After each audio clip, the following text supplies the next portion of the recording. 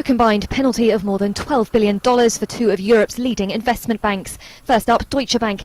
It's agreed to a $7.2 billion settlement with the US Department of Justice over its sale and pooling of toxic mortgage securities.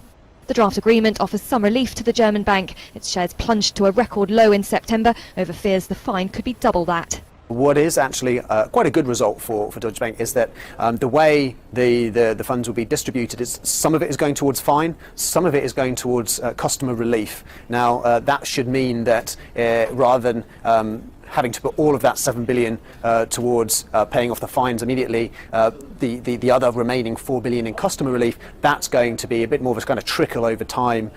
Credit Suisse also getting hit with a fine. It's to pay US authorities $2.48 billion to settle claims it misled investors in residential mortgage-backed securities. The Swiss bank will also provide $2.8 billion over 5 years to offset the impact on consumers.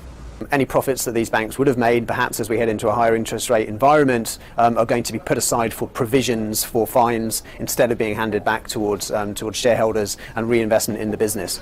The deals are the latest in Barack Obama's 2012 initiative to hold Wall Street accountable for misconduct.